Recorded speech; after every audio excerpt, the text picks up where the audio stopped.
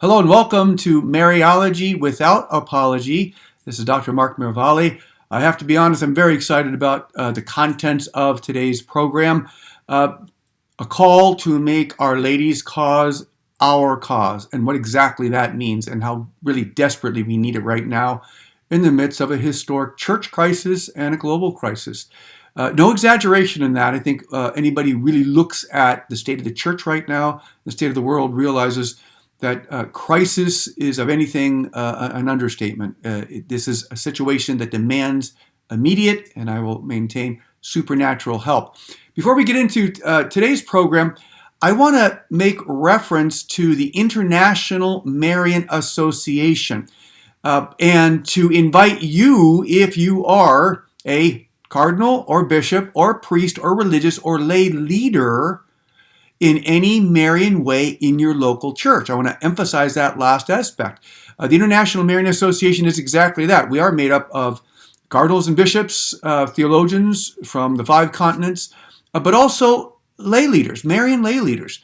And you might say, well, yeah, I'm not a national lay leader. I'm talking about being a local lay leader, a local Marian leader. Are you a presence for Our Lady in your parish or in your diocese? If so, I encourage you to Google International Marian Association. It's internationalmarian.com. And there's 7 guiding principles. These are principles of the head and the heart that we as members, again, many members of the hierarchy are contributors. We've got an over 40 theological team of a commission of PhD theologians and some dynamic Marian leaders throughout the world. There are 7 guiding principles, which of course includes obedience to the magisterium, in favor of Marian consecration, in favor of the 5th Marian dogma, promoters of the rosary. You'll see them on there. What's the purpose? It's that we will act in solidarity, that we'll act together at this time when I think Our Lady's causes need all of those dimensions. We need hierarchy, we need laity, we need theologians, we need dynamic people on the streets spreading the truth about Our Lady, both in the church and throughout the world. So take a look, again, International Marian Association. If you want to put your name in as a possible candidate, please do so. Don't hesitate to do so because there's a real strength in us working together. Sometimes a Marian bishop needs a Marian theologian for help. Sometimes a Marian leader needs some advice about how to bring forward something Marian by a good pastor or a good bishop. So we do this together. That's the Marian way. It's a family for Our Lady. So if you're interested, again, don't hesitate to send in your candidacy to be a member of the International Marian Association. It's 5 continents wide, so it's not a matter of language, it's a matter of the heart, being united in the heart. And I mentioned this also, we have a Mariological journal called Ecce Mater Tua, Behold Your Mother.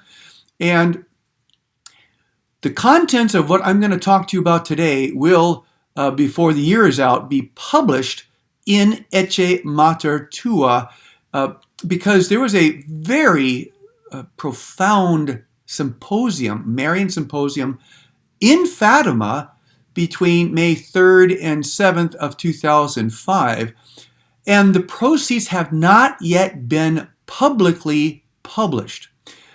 The conference, the symposium, ended with 7 cardinals, some 25 bishops, Mariologists from all over the world in a single votum, that is a single petition to, at that time, Pope Benedict XVI, for a proclamation of Our Lady as the spiritual mother of all peoples, inclusive of her roles of co-redemptrix, mediatrix of all graces, and advocate.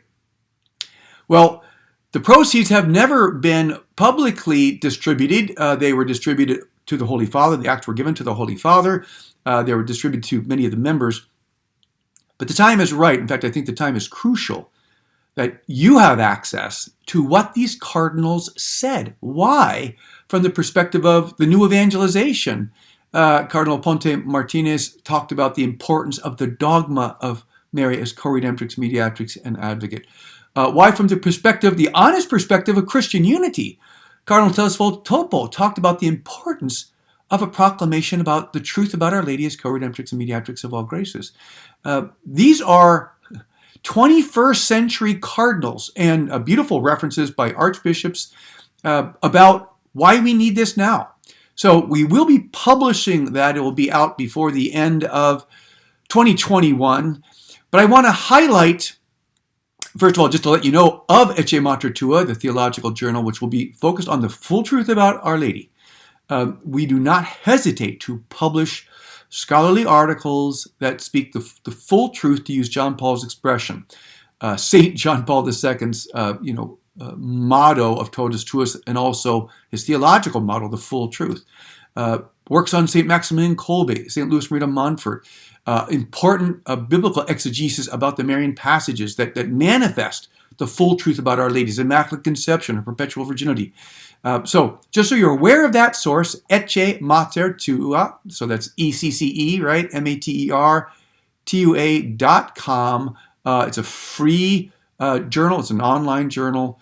And what we're going to talk about today will be published there because, and let's bring it into this talk, which I think is so very important. And again, very briefly, I made mention of this in a Mary Live of September 8th, 2021.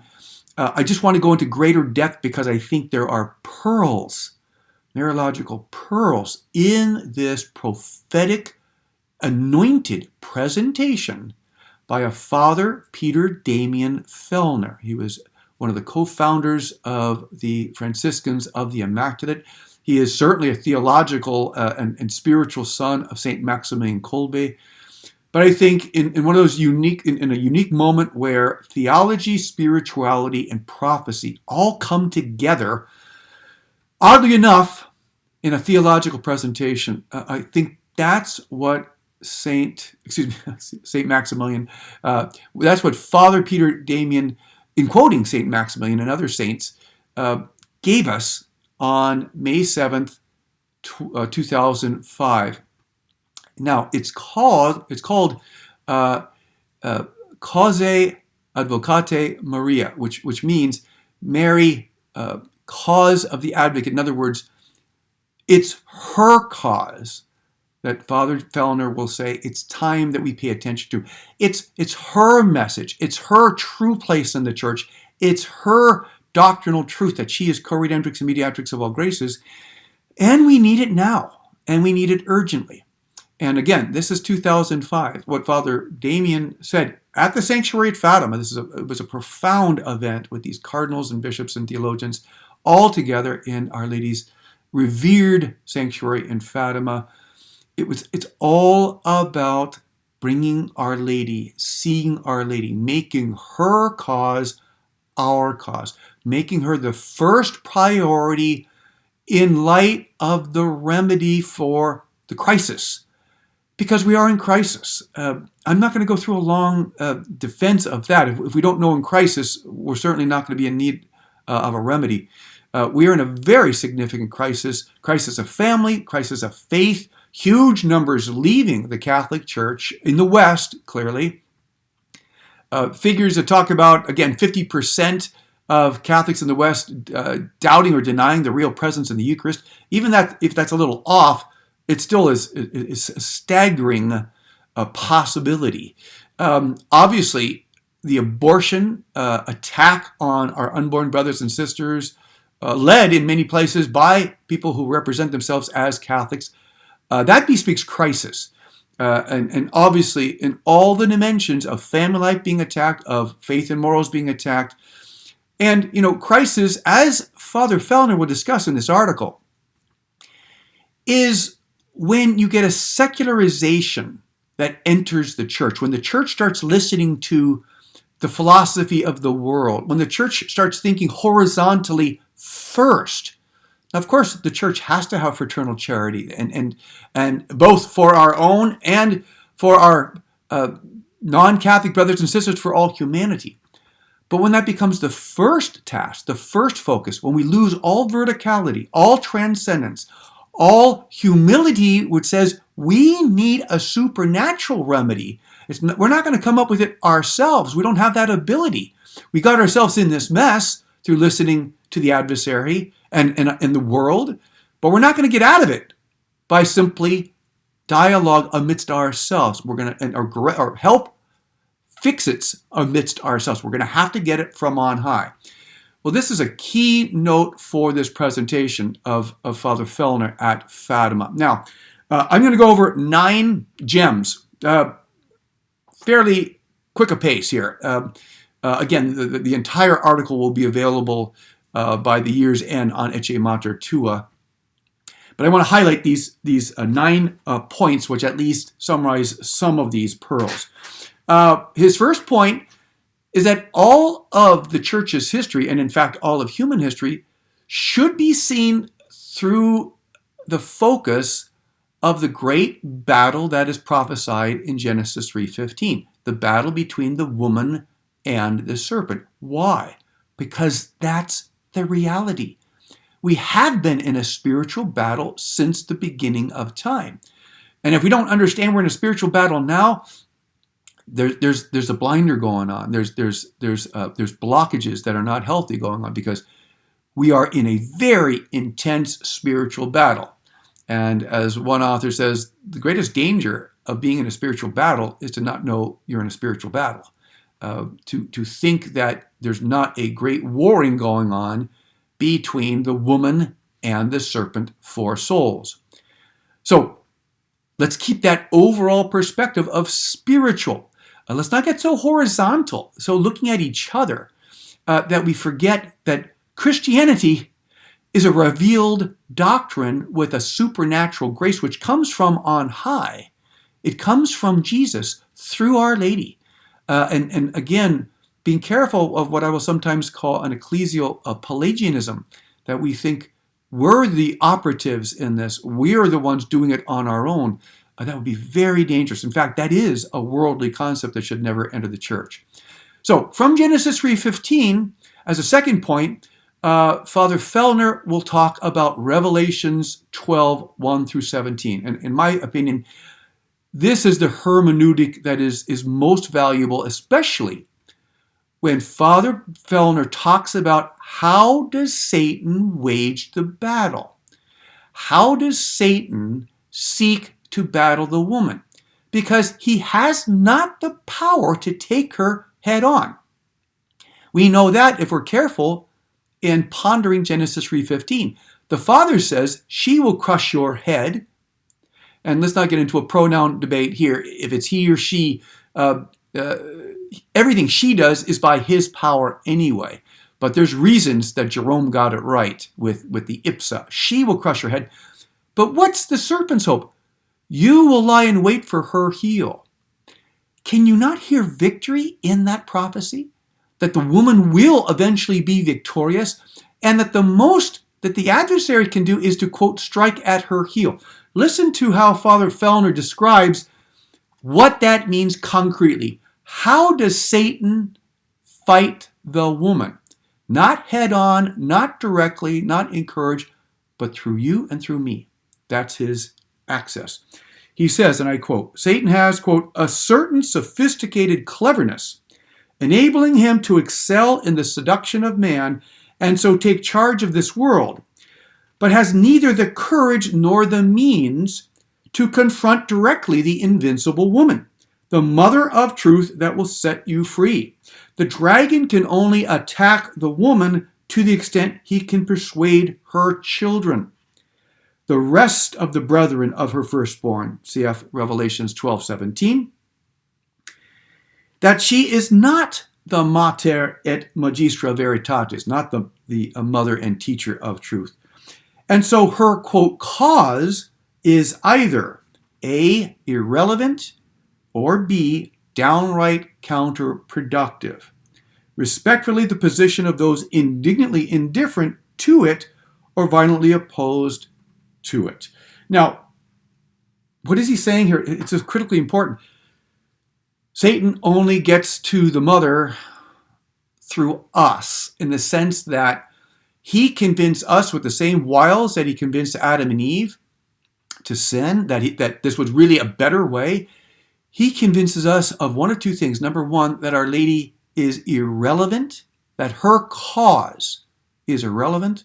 Or number two, it's in fact counterproductive. Now we're going to bring up both of these because in fact we're seeing those today. We're seeing those in the church today. We're seeing those from some even in church leadership today.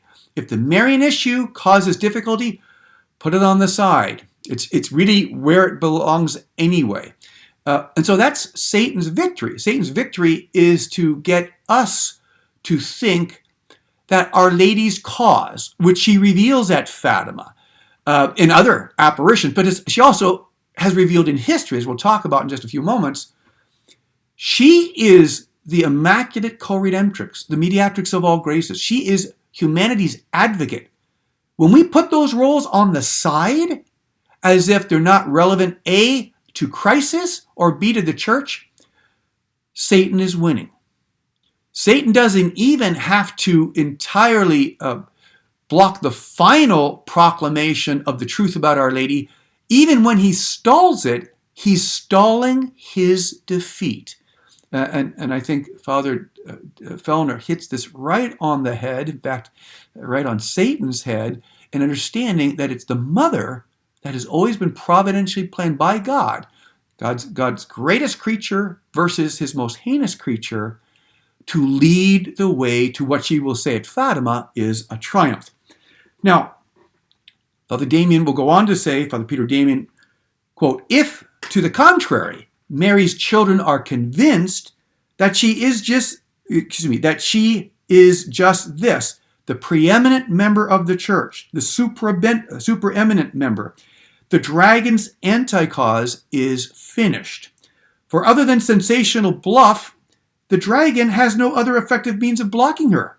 But these, so long as she makes our cause hers. The last great miracle of the sun at Fatima, 13th October 1917, should be more than enough evidence to prove this beyond argument. Number one, the real control of the forces of nature is in the hands of the heavenly woman, the Immaculate Virgin, the Queen of Angels, with Michael commanding the hosts of heaven in her service. And two, that the actual powers of the common enemy of her and of us, Satan, do not extend beyond the theatrical, perhaps sometimes even the melodramatic, of producing a great deal of noise, of smoke, of unpleasantness, effective only as a means to convince us we ought to accept his philosophy of life, the one peddled to our first parents, and in every seduction to sin, especially against chastity and humility. Mary is indeed the strong woman foretold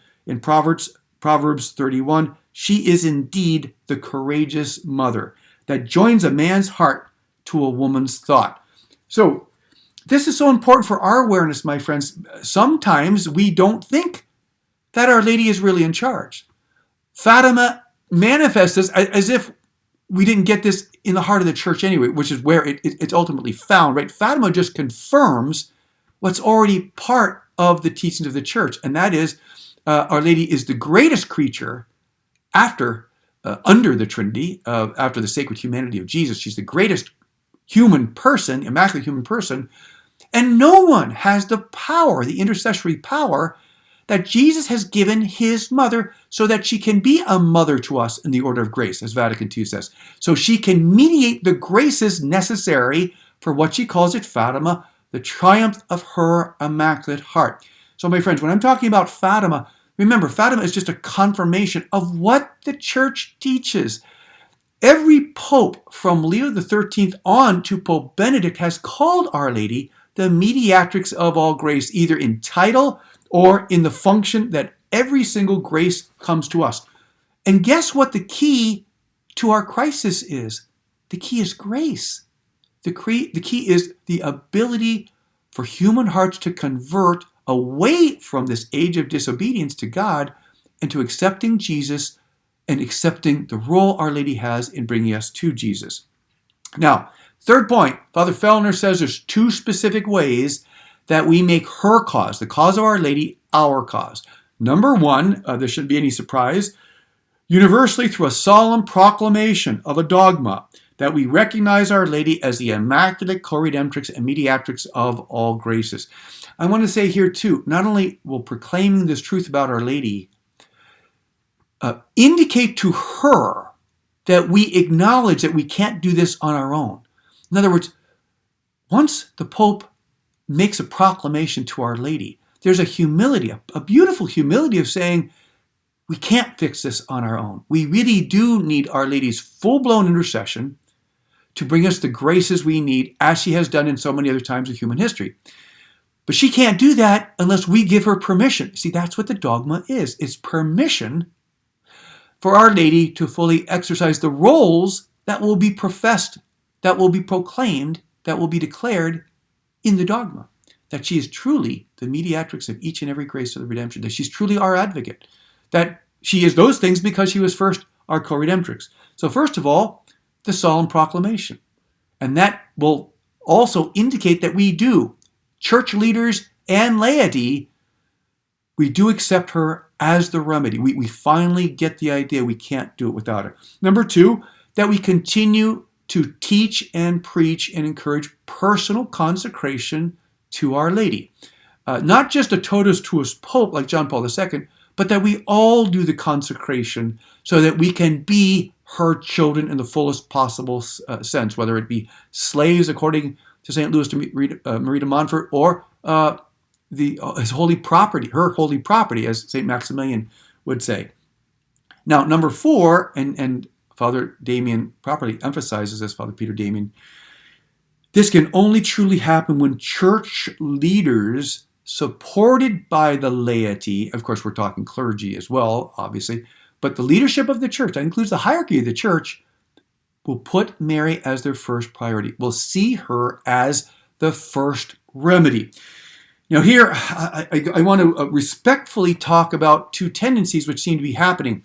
One friend calls the first tendency the Our Lady of the Statue tendency, and that is, it's fine if Mary's on a statue off to the side, so every once in a while with a pious gesture we can refer to her. Why? Because she's a mom and that's a good thing, and it doesn't hurt anything. But that Our Lady of the Statue mentality does not mean she's got the power, that she's been given the power and the mission by God to save our souls, to renew our church. Is this not what she says specifically at Fatima? Does she not say, God wishes to establish in the world devotion to my Immaculate Heart? When does she say that? Right after the vision of hell. My friends, people are being lost, eternally lost. That's why we have to turn and make Our Lady the first priority. And that's, in this context, that's the danger of an Our Lady of the Statue mentality. She's fine off to the side. She's not hurting anything. I would also say we have to be careful of what I would say a dialogue Pelagianism. And again, I want to be very careful and precise what I mean by this. Dialogue can be a very positive thing. But dialogue also has a horizontal model. Dialogue means the more we talk it through, necessarily, eventually, we will come up with a solution. Well, I would respectfully disagree that while there's a benefit to doing all we can humanly to work together for resolving the church crisis, I believe we're at a state now where it will not be possible for us to solve our own ecclesial problems. And that's why I would say be careful of a dialogal Pelagianism, which says simply by talking it out and getting clear among us, then the crisis in the church will be solved. Here's the bottom line. It's too severe. The crisis is too profound. And the crisis is first cousin, is intimately linked to a lack of faith. Well, talking, as positive as that can be, and I'm not at all speaking against dialogue in general, I'm saying, is it enough? Is dialogue enough? I would venture that it is not enough. That we need to go and see Our Lady as the cause and the remedy for the situation in the church. And that's, again, through a solemn proclamation and the importance of personal consecration. Okay, number 5, Father Peter Damien Fellner, and I say that because I was very privileged to have him as a spiritual director for 20 years. Is there a personal bias? Sure, there certainly is. But it takes nothing away from the objective, prophetic. I believe that Father Peter Damien, when he was alive, certainly in the 90s, was the greatest living Mariologist of his time, both because of his untold knowledge of Our Lady, but also of his heart and his love of the Mother. And sometimes Mariologists don't have both those integrated. The head knowledge can be there, but it's not always the heart dimension as well. Well, he will cite history as simply bearing out that if we make Our Lady's cause our cause, as the Church has done in the past, we will get a triumph. We will have a victory. Our Lady keeps her promises, and history shows she does rescue the Church during crisis. So we have, for example, in the 3rd century, we have the external persecution, the Roman persecution, and the early Church is praying to Our Lady with the Subtuum. We fly to your patronage, O Holy Mother of God. Despise not our petitions and our necessities, but deliver us from all dangers, O ever glorious and blessed Virgin. They're turning to Mary. They're seeing Mary as the remedy. And let's, again, St. Maximilian would grow weary of this, but let's do it again just for clarity. Of course, this is all in total adoration of Jesus. We do this because Jesus gives us his mother as remedy. Not only does Jesus give us his mother as mother at Calvary, Ecce Mater Tua, Jesus gives us Mary as remedy. She even says again at Fatima, God wishes to establish devotion to my Immaculate Heart. This isn't just a Marian whim, as if such a thing could even exist. This is at the service of God. Any competition between Jesus and Mary is a lie from hell, and you just have to identify it and rebuke it. The mother works for the Son. The mother is the creature. The Son is the God-man. They work as two in one heart for our salvation and the continued application of redemption. So we have that. In the 12th century, we had a massive clerical scandal. We had lay investiture. We had bishops seeking land mass a little bit more than souls. And what happens? Our Lady inspires St. Dominic and the Dominicans with the charism of the Rosary, and St. Francis and the Franciscans with a direct word from Jesus to repair his church, with a deeply Marian spirituality that would be articulated and passed throughout that 13th century, especially through great voices like St. Bonaventure. And then it continues. In the 16th century, we have the Protestant revolt. And again, this is for another program, but what are they revolting against, really? They're revolting against mediation. Our Lady's mediation, ultimately, as they would come to this realization, they couldn't logically hold on to Mary's mediation, even though many of them did for a while, but the mediation of the Church, the mediation of the papacy. They're rejecting mediation. That's what the whole Protestant revolt is about. And so, how does Our Lady respond during this time of crisis? Number one, Our Lady of Guadalupe.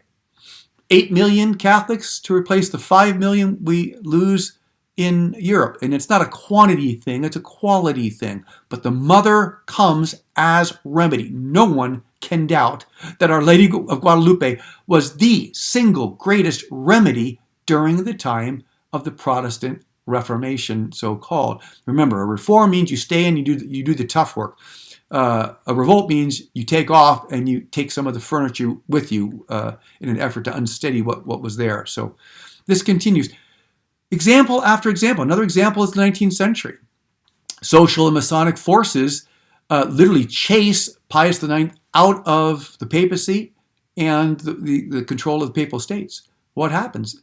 5 cardinals say, Holy Father, proclaim the dogma of the Immaculate Conception and let her return you to the papacy and your role in the Church. And that's exactly what happens. Blessed Pius IX proclaims the dogma of the Immaculate Conception. And we're going to talk about this too. It's one of Father Peter's great insights, but dogmas are not ivory tower, my friends. They are releases of grace for a church, especially a church in crisis. So we have to get away from an ivory tower concept of that as well. Okay, so history bears out that, in fact, when the Church turns to Our Lady as remedy, when her cause becomes our cause, that's when conversion and crisis are taken on. Okay, the sixth theme is that ecumenists often see Mary as the problem rather than the remedy. Now, again, I want to be very careful and specific here. Ecumenism is a necessary mission of the church. How can any member of the church be at peace when the heart of Jesus suffers because there's division? Because we're not in one family, we're not in one church. So ecumenism is a critical priority of the church. But let me say, in no uncertain terms, my friends, it cannot be the first cause. It cannot be the first priority. Because almost invariably, when focus is on Christian unity first, instead of tending to the crisis at hand, we ironically lose the fullness in its manifestation, in its dynamic charity, that would be a reason for Protestant Christians to become Catholic. And so, in a real sense, we're saying, we want you to join us, although, it has to be said too, some ecumenical efforts don't even include that. It's not even an invitation. And that's not authentic Catholic ecumenism a la John Paul II in Ut Unum Sint. The ultimate goal is to have our Christian brothers and sisters be invited to become members of the one holy Catholic and Apostolic Church. Not proselytized, not forced, but invited through prayer and dialogue. Now, ecumenism in some circles of the church have, exactly as Father Peter Damian had mentioned, seen Our Lady as not only irrelevant, but absolutely counterproductive.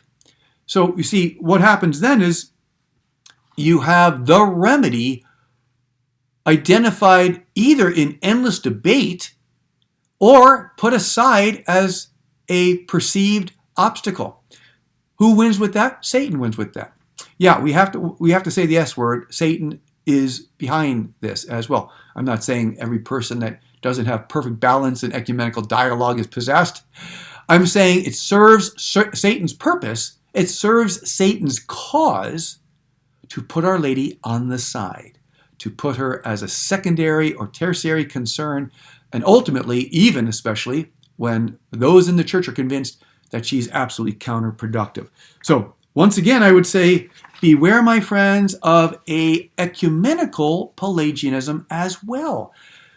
And I say this with great respect for the progress that's happened in ecumenical dialogue, but most honest ecumenists will admit at this point, we're at a standstill. So what did the prayer and dialogue help? Well, it helped us to get to know what the other thought, because it was in fact true that both those outside the church thought we held certain positions that were not true, and vice versa. 40 years of dialogue have overall solved that. And we are still in an impasse. And in fact, as we continue to dialogue, which we should and must, I believe, we're losing members of the faith, and the crisis continues. So it will be the mother of Jesus, the mother of Christian unity, that will bring us back in a supernatural way. It'll have to happen in our hearts first, I believe, and then it will lead to our heads. But when we put Our Lady on the side of ecumenical efforts, same principle, we're putting the remedy on the side, and we're seeing ourselves as the primary means. And I would say that smacks of a type of Pelagianism that I think we have to be on guard. I'm also not encouraging quietism or passivism. No, we are called to do this, but we're called to do it with the awareness that ultimately it will come through Our Lady. Okay, number 7, I made reference to this briefly. We've got to move away from a theoretical ivory tower idea of this dogma. That's for the theologians, and it'll take us from 4 to 5 dogmas. Well, that's not going to mean too much. To a concrete historical release of grace, because that's what the dogma will do. We see it historically. Can you imagine what would have happened if at the Council of Ephesus they held off the definition of Mary as the Theotokos and just said, well, we're not going to upset the other side. It'll gradually work its way out. You would talk about centuries of heresy against Jesus and Mary. And so that's why the idea of putting off a proclamation, I think, is short-sighted, maybe well-intended by somebody, but it's a short-sighted idea. This dogma is not just an academic thing. It's a release of grace. Why? Because, again, the church is saying, A, Mother, you are the remedy. B, we need your full intercession at this moment of crisis. And that's a great benefit. Okay, number 8, and I'm going to read a section of Father Peter Damien's text here, just a paragraph. He says, from Pentecost, where Mary is interceding in the upper room, to the parousia, this role of Mary as the spouse of the Holy Spirit and mediatrix of all graces has to be center stage. Whenever it's not, it will cause an immediate blockage of the graces of sanctification coming from the Holy Spirit through Our Lady to the church. And that's what we need more than anything else. More than Christian unity, more than dialogue, we need grace to get us through that. And that will also powerfully affect both Christian unity and our dialogue with each other that can be fruitful because there's a new insight of grace of how the church and the world should continue. Father Peter Damien says, quote, any deviation from this structural arrangement, that is, identifying Mary as the spouse of the Holy Spirit, the mediatrix of graces that come of the Spirit that come through her, as he says, the Immaculate Theotokos, co-redemptrix and mediatrix of all graces. Any deviation from this structural arrangement necessarily tends to paralyze the church, or any decentralizing of the spouse of the Holy Spirit in the church or minimalizing her role as Immaculate Mediatrix, because Mother Co-Redemptrix must necessarily initiate a process of deconstruction and crisis within the church and the world. She is so effective as advocate because, like the Holy Spirit, she not only intercedes with her Son, but intervenes directly in the economy of salvation to realize that holiness made possible to the church by the redemptive sacrifice of her Son. This, again, helps us understand and underscore we need more grace. We can't come up with it on our own. And until we realize that, the crisis will get worse and worse. And the crisis is multiform. I even think there's forms of purification that are taking place now that are taking place because we're not responding to heaven's means of Our Lady bringing us the graces needed through this proclamation and also through personal consecration. All right, 9th and final point, and this is the summary. We must make her cause our cause, and that means solemn proclamation, personal consecration, the proclamation of her spiritual mother, co-redemptrix, mediatrix, advocate. The final formulation can be between Our Lady and the Holy Father, but it's going to have to include her relationship with humanity and her key roles as co-redemptrix, mediatrix of all graces, and advocate. Mother suffering, mother nourishing, mother pleading. This she confirms at Fatima. And I want to read, I just want to read a final reference of Father Peter because of its importance. At Fatima, she shows that she's coming to bring a call of prayer and penance and conversion and consecration to her Immaculate Heart. And it's interesting that on October 13th, 1917, she appears as Our Lady of Sorrows. That's the co-redemptrix. That's the co-redemptrix image. The whole Fatima message is a message of co-redemption. That by our prayers, our sacrifices, and our consecration to Our Lady, always at the heart of the church, we co-redeem. We bring graces to people who otherwise would be lost. And that's why the background of that whole promise is a vision of hell. And we've got to keep that in mind. This is a real, eternal ramification. And that's why we have to turn to Our Lady. So I would say, again, as a postscriptal point, don't worry too much about the how. Well, how is she going to do it? Well, I hear this member of church leadership saying this, and I don't think he's going to do that. And Again, it's a great confusion of battle if all the privates and the corporals are trying to figure out the strategy instead of listening to the general. She is our general. She's the queen, and she's the queen mother in conquest. She is the woman, the invincible woman fighting the dragon. Let's just do what she tells us. Let's do that. Let's pray for that dogma. Let's petition the Holy Father. These are classic Catholic means that have arrived at the last four dogmas. Let's be influential, as I mentioned again in an earlier Mary Live program. Use your means, the gifts God has given you, to be influential, to let people know about the dogma and personal Marian consecration, because that's putting her cause as our cause. When we do that, and I'm going to read this in conclusion from Father Peter Damian, quote, "Once such a public acknowledgement has been made, the entire tide of the battle will be reversed from what it looks like as an advancing crisis in the church with no end in sight, to what not only looks like, but is what St. Paul describes as, quote, being snatched from the jaws of hell and transported into the kingdom of light." Matthew 16 and then Colossians 1:13. Roma locuta causa finita. The cause finished will be that of Mary as total victory of the church, but the cause finished will also be that of the devil in total defeat. That, my friends, is the triumph of the Immaculate Heart of Mary. Our Lady keeps her promises. We will have peace. We'll just get there a lot faster, and we'll lose much fewer souls if we make her cause our cause. Okay, thanks so much for being with us, and thanks for the many kind, positive statements that are coming in about Mariology without apology. We do it in total obedience to the magisterium, and at the same time, as John Paul shows us, with a full-blown love of the truth and the dynamism and the role of Our Lady for the church and the world today. Thanks so much for being with us. God bless you all.